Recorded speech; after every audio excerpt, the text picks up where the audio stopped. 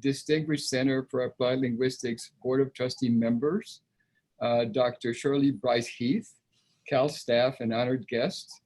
Welcome to this virtual award ceremony to honor Dr. Martha Bigelow from the University of Minnesota, who's been selected to receive the Charles A. Ferguson Award for Outstanding Scholarship.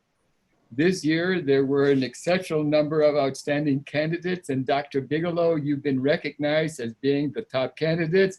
Congratulations. Yes, congratulations. Yeah.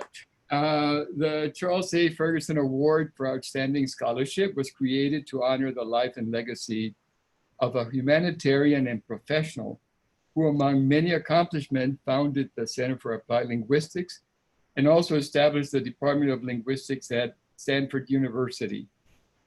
This award has been given to outstanding scholars over the past several years. Two of the most recent awardees for this prestigious award have included Dr. Jonathan Rosa from Stanford University and Dr. Nancy Hornberger from the University of Pennsylvania, and also a member of the Center for Applied Linguistics Board of Trustees. So you're in good company, Dr. Bigelow. Yes, indeed. Very good company. Right. Awardees are typically honored at a dedicated reception and dinner at the annual TESOL convention. This year, the reception was been held at the TESOL convention in Denver, Colorado.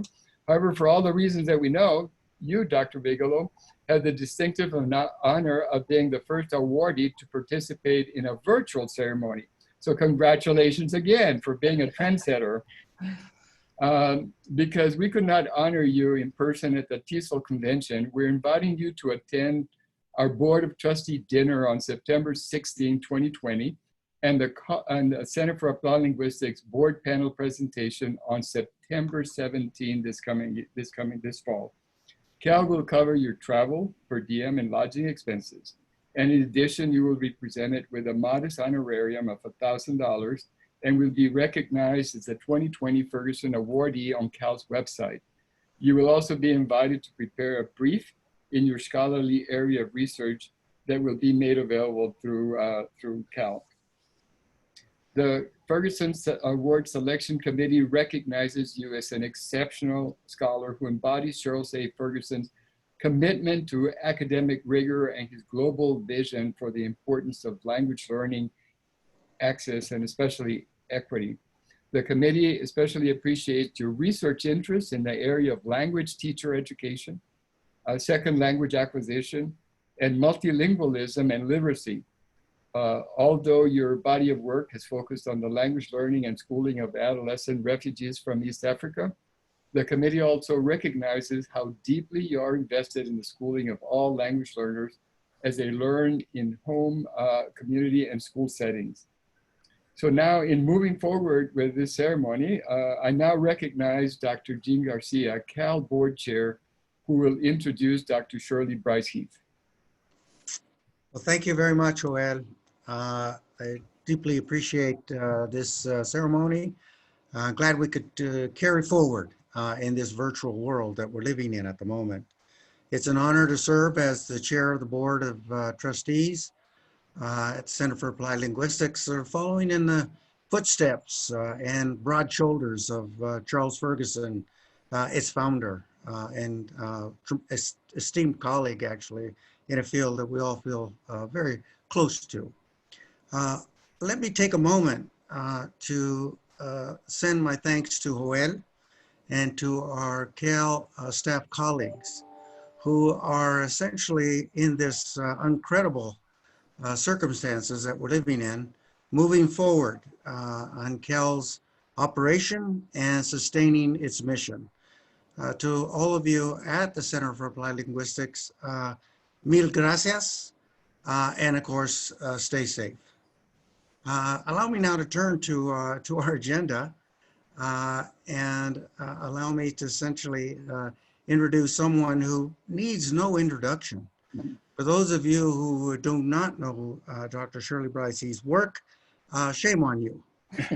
It is something that many of us essentially used as a sort of a North Star in our own work. That work essentially reminds us in very substantive ways that language and literacy occur in social practices. For many of us who have focused on classrooms and students, her work in a very important way suggests that language and literacy occurs in numerous social venues. And without understanding those venues, we do not understand what's going on essentially in the teaching and learning process, which much of us have been concerned with. So it gives me great pleasure, essentially, and pride to have Dr. Shirley Bryce Heath introduce our honoree, because both of their works essentially bring a set of important depth and breadth to our understanding, some key integrity. Much of this work is ethnographic, and also in that work you can see attributes of caring and compassion. So with those short words, let me introduce Dr. Shirley Bryce Heath and thank her for introducing today's honoree. Thank you so much. I am amazingly astonished that we were able to pull this off. And the points I want to make, I hope will ring with some humor, as well as recognition of how pleased I am that Martha is the honoree. The point for the humor is that one of the arguments that Charles and I had for many years was whether or not someone could mix research and advocacy. And he was disinclined to think that advocacy and research could be mixed. And of course, Martha has mixed it very much and written about it quite beautifully. And I have certainly mixed the two in my life. And I think before he retired, he came to understand the value of mixing research and advocacy.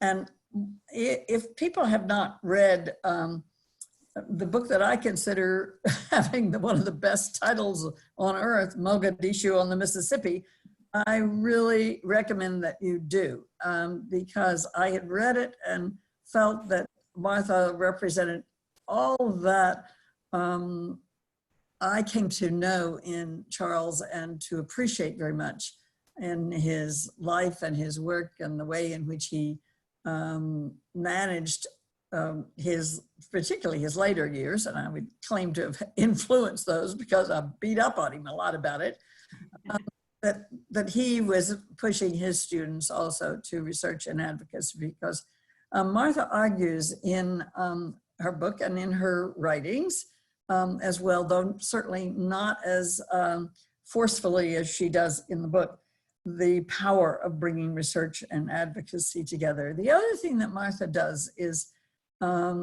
never leave the people who are at the center of her research, her students, those who are from Mogadishu, metaphorically speaking, the Somali students. She keeps them at the center, and she keeps them very much at the center in her own mind and thinking. And in this, I see her very much related in many ways to the work of Nancy Hornberger, who was a prior winner of this award. The issue is that she tells in many ways the stories of the students recognizing how she's processing. And I find that interesting from a cognitive and neuroscience point of view, because she's processing what she has learned from them in order to be persuasive with the police, with the powers in her school, I'm sure with many audiences. We've heard her speak, and I have always been so impressed by the ways in which she represents their coming to recognize her advocacy for them as human beings, but the fact that she never lets up on the ways in which she wants them to learn to use language. All the while, Martha recognizes the difficulty of learning to read and write in a language that is so far away from their native tongue. And she talks also in some of her articles about the fact that many of our students, we think, speak only one language, but they may come from different tribal or ethnicity groups, and they've spoken in their own country. And some of you may not know that Charles worked in East Africa quite a bit. In fact, he used to be very proud of telling the story of riding mules. And if you knew Charles, you cannot imagine him on a mule, but he rode mules throughout Ethiopia with a colleague in order to document and identify all the various languages of Ethiopia. And he spent time in Somalia, and he was very, even in his much later years when he was not going back to East Africa, he spoke with great fondness of his time there, and he had great memories of working with within the East Africa. And also with the colleagues primarily from England with whom he worked there. So there are three primary things that I really am so thrilled about in terms of having Martha step into the footsteps of Charles. One is this enthusiasm with which she links research and advocacy, and sees that research follows advocacy. Research can lead to advocacy, but it also can follow advocacy, and that's often left out. The other thing that is very critical in her work is her refusal to be afraid of confronting all kinds of authorities as well as all kinds of prior habits. She raises many questions about how we've accepted certain habits in terms of how non-native English speakers learn the language and literacy ways of classrooms.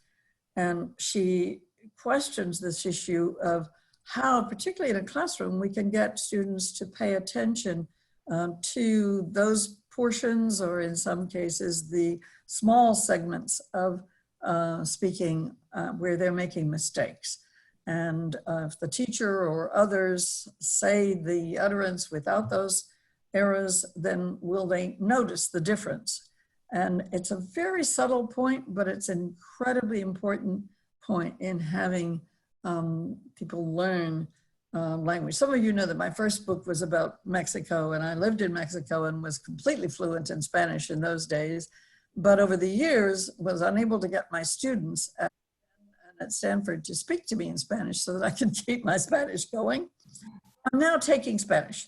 And do I ever understand with great pain the points that Martha makes about when the native Spanish speaker tries to correct me, I don't hear the point of what's being corrected. I only hear what I've said or what I think I've said. And she touches on that so beautifully.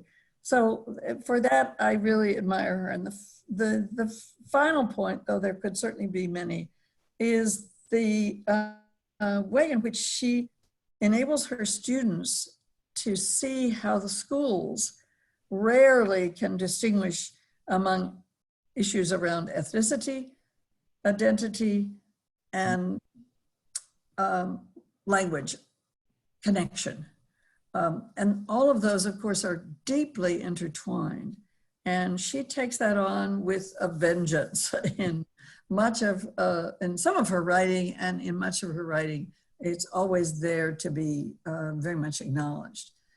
So Martha, you I'm sure never knew Charles, but many people who do know him only for the diglossia and his work in Arabic. But I was particularly eager and thrilled to have you come on board because of his work in East Africa and the way in which he would have appreciated arguing with you, learning from you, and perhaps coming over to your point of view when you didn't have to be quite as forceful as I came to be in the years that we were together. So congratulations. I trust that you will carry forward the realization of how many of us, though I'm not as active at all in the field in which you work now as I was in my earlier years. I really appreciate from my current work, which is mostly in the neurosciences of learning, I really appreciate all you've done, the amount of influence I know from many people in your school and in that part of the country, how much influence for the positive effects you've had on our students who are coming to us, and what a difference you will make in our lives going forward and in the lives of many students that will benefit from being with you. Thank you so much, Shirley. I did not know Charles, but I feel like I did because at Georgetown as a doctoral student, Yes. basically my entire sociolinguistics class was kind of like the Charles A. Ferguson class. I'm sure. So we read so much of his work. Of course, that's when I learned about diglossia. And you know, it was really life-changing to have those just that disciplinary basis. And then your work too, Shirley, you know, between Ways with Words and then your later work on language used in community arts programs. Actually, this morning I went for a walk with a neighbor, six feet apart. Oh yes, please. And I told her all about both of you. And she's an artist, and she just said, wow, so somebody really cares about what people that are trying to create things together, like how the language they use to do that? And I said, yes. Exactly. How wonderful. Absolutely. Thank you, Martha. Yeah, and I want to acknowledge Lourdes, because she's here too, for her support with that monograph. Lourdes, honestly, you know, Mogadishu on the Mississippi would not have turned out the way it did without your guidance. So Lourdes was the monograph editor for language learning at that time.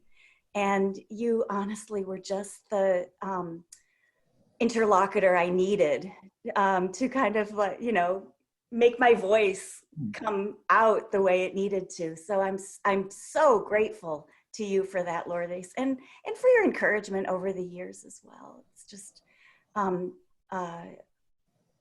just been so helpful and empowering too. I also wanted to mention, Dr. Gomez, I don't know if you know that I was an intern at Cal. No.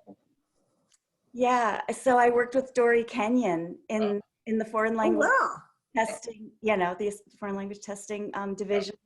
And I worked on the Raider trainer kit for Arabic, incidentally. So that's like another connection. Another connection, yeah. Yeah, and then finally, so my work with the Somali diaspora community has been mainly here in Minnesota, in the Twin Cities. And I'm so lucky to have a really, really powerful and well-supported teaching force that really has a lot of experience with refugee education. And I live in a state that really funds adult basic education in a robust way. So we have lots of professional development available for teachers here. And that means even our local TESOL affiliate has a strong focus on refugee and migrant education. And we even have an ad hoc committee called Mini TESOL. That's the affiliate. But then we have another one called Mini SLIFE. So it's the Minnesota, you know, affiliate for students with limited or interrupted formal schooling. So I'm lucky that I have nonstop collaboration here with educators and lots of learners with refugee backgrounds here locally. But another connection to Charles Ferguson in East Africa is that last year I went to the Horn for the first time. Oh, wow. Yeah. I thought you would have gone before. Somehow I had the idea that you had been there before. No, I haven't had the opportunity to go under conditions that I thought would You're not safe. be dangerous to me or others. And resources, when you go to a place where resources are scarce, you don't want them to use them Yeah, to protect you, right? right. So anyway, we have Djiboutians here. So Djiboutian Somalis Ah, are, like they're like Canadian Somalis. Like everybody thinks they're all from Somalia, but they're from Toronto, they're from Djibouti, they're from Kenya, they're from lots of places. And so the Djiboutian Somalis wanted me to go there with some educators to visit the refugee camps there. And so wow. so it's really exciting because I feel like my already fairly global work is becoming now more international, and the chance to do work in an actual refugee camp. So I felt like, it was a story that just has never been told about these refugee camps in Djibouti. In Djibouti. Yeah. Have you written about that yet? I have not. Well, I have a newsletter in our mini TESOL journal. It's actually titled, it's a Carpe Diem Somali proverb. Right. It goes, time is like a sword. If you don't cut it, it will cut you. Yeah. Wow. So I learned that proverb while I was there. But the refugee camps in Djibouti are really interesting because the government of Djibouti fully funds education in those camps. So the kids are getting K-12 schooling, and they're almost to the point where they can issue a diploma from the government of Djibouti. So that's a really exciting thing. Wow. And, but I think many of you would be really interested in the language and education policies there, though, because the language of instruction in the camps is English, while the language of instruction in Djibouti is French.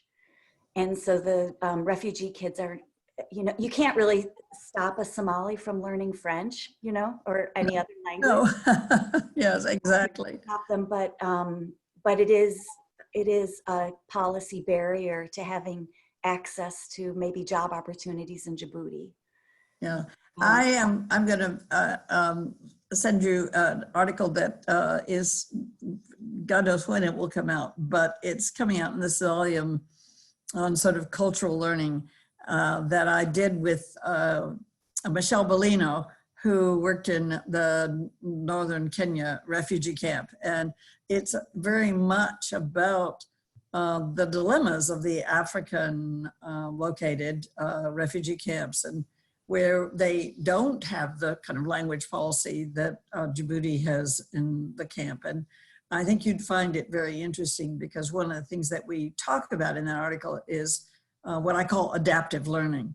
That is that there is, and Michelle talks in that article about something she did with the kids in the northern camp in Kenya.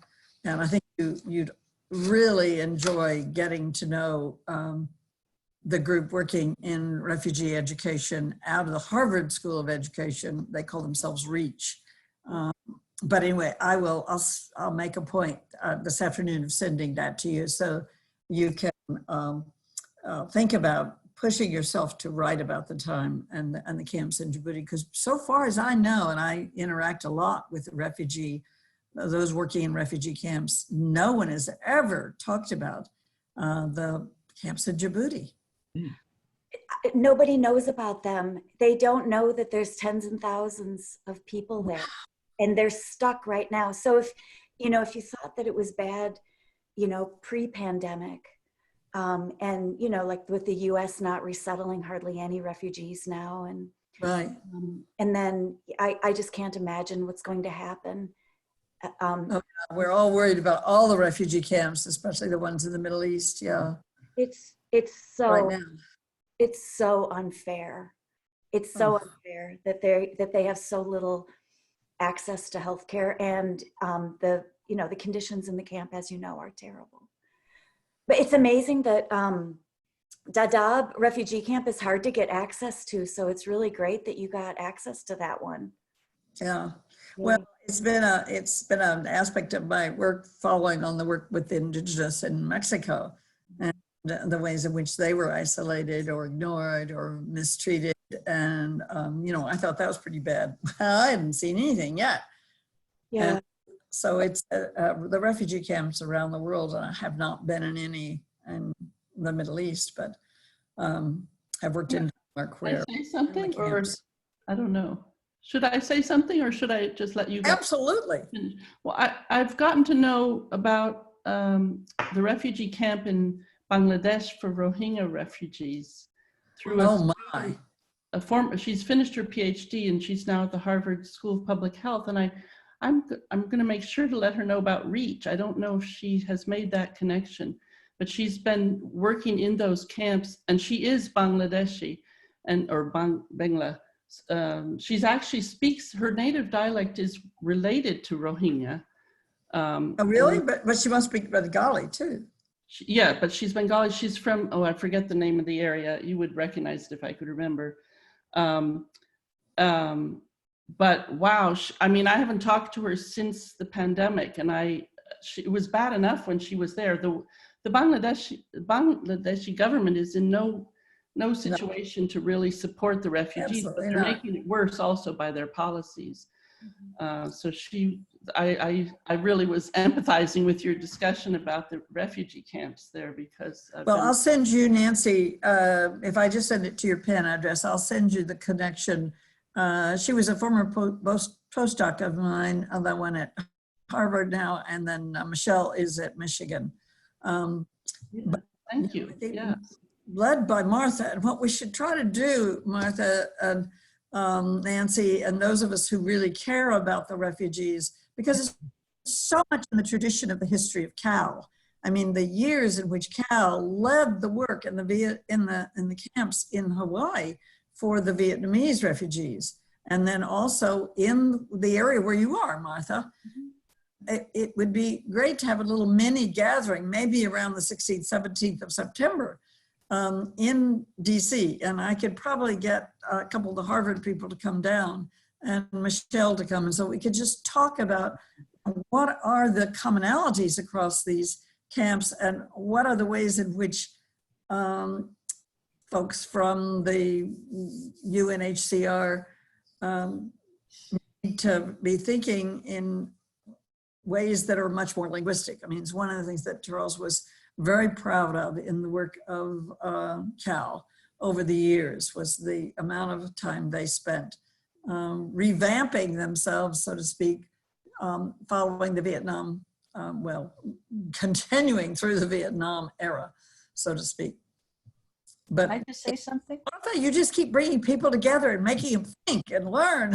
I would really like to do that. Yeah, Jodi. Yeah, I was just going to say, Cal used to have offices in Bangkok and in Manila, because we were so integral in helping to set up the programs in the camps in Southeast Asia, and also working with the voluntary agencies in the U.S. who are sponsoring and bringing them here. So we do have a very deep and long history with refugee and a very proud history. Camps. One of the things that's happening now, though, with fewer refugees being resettled, is that all of the systems of support are going away. Oh, so we're losing. That makes sense. So yeah, so Minnesota's. We're very proud of our ability to integrate refugees into our school system and communities and do it pretty well. But, everybody, their doors are closing because we're not getting any. And so I work with, for instance, right now I'm doing some work with a rural school district that has a really good newcomer program. A lot of Honduran not refugees, but Honduran migrants, as well as Somali refugee, Ethiopian but that program is closing because they're not getting newcomers now. And so And so you can imagine the ripple effect of the kids that are still developing print literacy now are and getting pushed into, you know, all the mainstream classes where they have variable support, because this is also a rural district that has experience with language learners and really good leadership. But when you don't have a teacher in charge to make sure that they're getting the programming that they need, it really is a serious equity problem. Equity problem. So I'm really worried about that. This is Eegarcia. Let me just say, Shirley, we might take you up on that and maybe bring colleagues together in September. We will have Martha there. Right. We can have a good discussion. The Center for Applied Linguistics now does have an ongoing series, and this certainly could fit very nicely into that at our next meeting. And it also brings into mind what's going on our southern border right here. We have refugees. We can learn from the work being done around the globe relative to the kind of experiences that are happening within 60 miles of where I live. So, so thank you very much for both of you. I hope we can, in fact, follow these set of topics up, because they're critical globally as well as nationally. Just to piggyback on that, I'm the perspectives editor for the Modern Language Journal. And the column that I'm going to do for 2021 is going to be on migrant education. So maybe there would be a way to fold in an invitation to some of the contributors to that column to be able to have even more of a dialogue with each other. That would be another. That'd be great. Yeah, absolutely. Yep. Yes, I certainly will follow up on trying to make this happen also here at the Center for Applied Linguistics in September. Yep. I'll send an email of Fatima Sara, who's working in Bangladesh. Great. That would be wonderful, Nancy. And it's great to see you and reconnect and on this, because now that you have that student, and I think they may have one at the ed school at Harvard, but I'll find out. I'll write this afternoon and see if they have any from Bangladesh and the refugee camps there, which must be in some of the worst circumstances of any place in the world. But it's been excruciating for her, especially because she is from Bangladesh, and you can see that it just cuts her to the heart to watch the Rohingya kids just suffering so much. We want to have the Rohingya here. We were hoping to get them because we have a lot of people from Burma. Yeah. We've got a big Karen and Karenian Chun, community here. So we are ready and poised for them, but we just can't get them here. Yeah. No. Well, I don't know whether you've seen the latest figures either today or yesterday. It came out of the number that have been sent back to Mexico, and as opposed to the number, I think it's fewer than 100 now on the border. Yeah. The U.S. sent back to Mexico, and God only knows what circumstances they're in. It's just shameful. It's absolutely. It's criminal. It's criminal. Yeah. Dumb. Yeah. Before we sign off, though, I realized that the way the conversation got started, I didn't get a chance to just tell you how grateful I am to get this award, how incredibly overwhelming it is, and what a surprise it was to get it. And I don't know if all of you know this, but I got a letter, old school, in the mail telling me of this news. I don't know if you know this, but it was such a surprise. I just stood there in the mailroom in my department with my mouth open, and I just looked around and I thought, who can I tell? I was so surprised, and I am so incredibly honored and grateful for this. And it's really the best kind of award that you can possibly get, because you don't have to apply for it and nobody has to write you a letter for it. Oh, that's great. Yes. It just it truly is such an honor in terms of the spirit in which the award was founded, and getting, you know, to get it from you, Shirley, you know, and then through I'm Cal, so pleased. such a, you know, close connection with Cal too. So Yes. so anyway, it just kind of brought like all these different parts of my life together, and I'm really just absolutely overwhelmingly humbled and so grateful, so incredibly grateful that you saw the relevance in my work, that you trust my work, and that you care about the people that I write about. So I'm just eternally grateful, and will do my very, very best to carry forward the intent of Charles's work.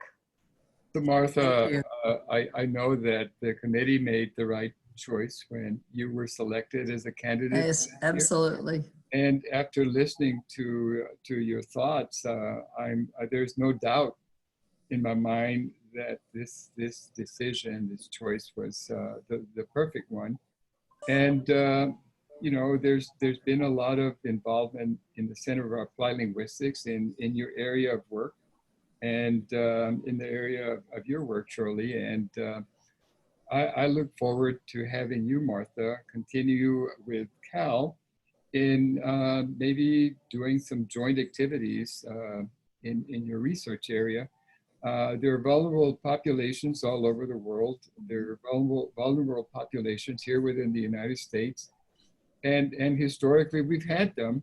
And the work that you've done internationally, you and Nancy and Shirley, certainly apply to what we're trying to address here at Cal. It's not just the language part, it's not just the instruction part or the research of the policy, but it's the social justice part. And what I think makes me, I guess I have to use the word sick because of what's going on right now, is many times the attitude of the privileged and the entitled, educated a community here in the United States who lack the sympathy and the compassion for making the lives of the vulnerable communities better, and to provide the support for the students that all they need is a helping hand and an opportunity and support and empathy from the teaching community and society.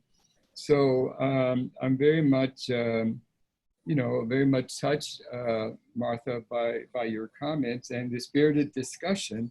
And I'm looking forward to having a follow-up meeting sometime in September when we meet as a board. And I'm excited by your enthusiasm and your passion. And I look forward to continuing to work with you. And I look forward to maybe you're sharing with us in a short brief, a summary of the work that you've been doing, or a summary of work that you would like to share with the many stakeholders that the center serves. So anyhow, Martha, again, congratulations.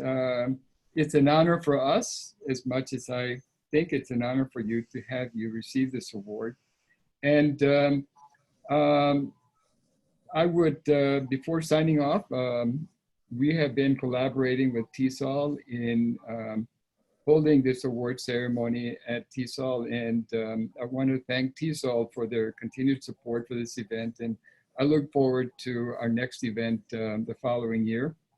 And also very importantly, I want to thank you, Dr. Shirley Bryce Heath, for your continued leadership in supporting this annual event, and also for your continued scholarly contribution.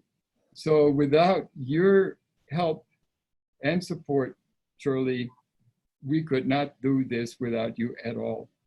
So thank you very much for your continued support and enthusiasm and passion for continuing with this award and identifying fantastic scholars like Martha and connecting them to Cal. Great. So we look forward to seeing you all here in September on the 16th and the 17th for all of the activities that I mentioned.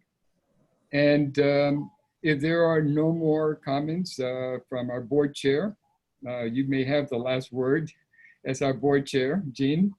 No more than thank you all for participating. Congratulations again to Martha and all the work that she has provided. And we do look forward to continuing collaboration and work with Shirley and Martha and many others who are working in this field. And so again, with board of trustees, all of us say thank you. Thank you very much. Thank you. And also I just want to give a shout out to Donna, our previous Cal president, who's also joining us, and you know, Jodi, our previous board member also, and Cal, a leader within the Cal organization. So again, I would like to just say congratulations, Martha. Muchas gracias por todo. We will be FedExing whenever we can do it. A very nice award that you're going to come to your mailroom one day and you're going to say, what is this box? What is this FedEx? And you're going to open it and say, oh my God, it's the award, you know? So hopefully you'll have some colleagues there that you can share it with, you know, the news with also. So anyhow, Martha, it's been such a pleasure having you with us and such a pleasure listening to your experiences. And I look so much forward to a continued relationship with you here in Cal. And then for the rest of you, thank you, and take care, all of you, and keep your distance. Thank you very much. Thank you. Bye now. Bye. Bye. Bye. Bye, everybody. Bye. Bye, everybody. Bye. Bye. Bye.